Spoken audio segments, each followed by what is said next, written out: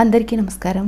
పిల్లలు హాలిడేస్లో తినడం కోసం ఎక్కువ ప్రోటీన్ ఉండి ఒంటికి చలువ చేసి ఎంతో రుచిగా ఉండే ఈ సున్నుండలు ఎలా చేయాలో చూసేద్దాం. పిల్లలు మాత్రమే కాకుండా పెద్దవాళ్ళకు కూడా ఎంతో బలాన్ని ఆరోగ్యాన్ని ఇచ్చే ఈ సున్నుండలు చేయడం కోసం 1 కప్పు పెసరపప్పుని తీసుకొని శుభ్రంగా కడిగి నీళ్ళన్నీ వంచేసి ఎండలో ఆరబెట్టుకోవాలి. అలాగే 1/2 కప్పు మినపగుండ్లు కూడా తీసుకొని శుభ్రంగా కడిగి అస్సలు నీళ్ళు లేకుండా వడకట్టి ఎండలో ఆరబెట్టుకోవాలి. ఒకవేళ ఎండ అవైలబుల్గా లేని వాళ్ళు ఫ్యాన్ కిందైనా ఆరబెట్టుకోవచ్చు.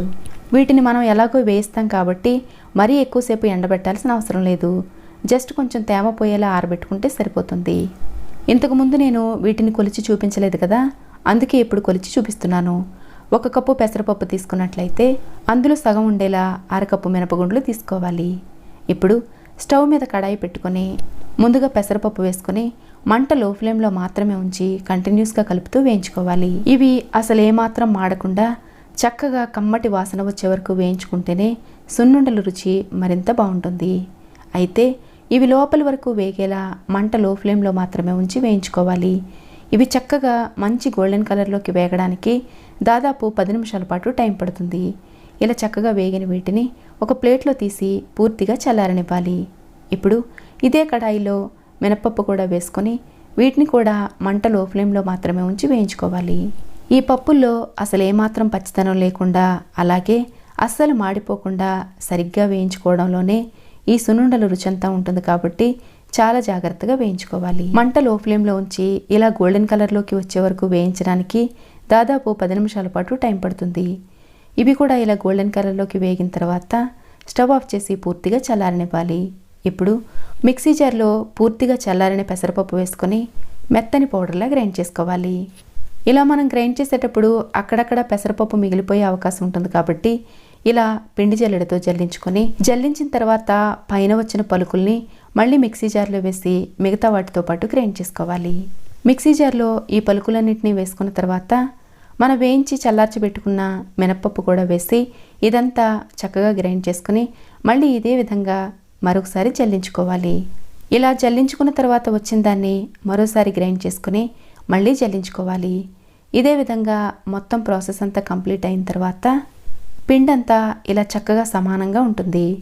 ఇప్పుడు ఇందులో మనం తినే తీపికి తగ్గట్టు మంచి క్వాలిటీ ఉండే బెల్లం వేసుకోవాలి.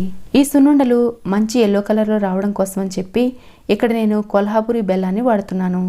అయితే ఈ బెల్లం బాగా మెత్తగా ఉంటుంది కాబట్టి చాకుతో కట్ చేసి ఇలా వేసుకుంటే సరిపోతుంది.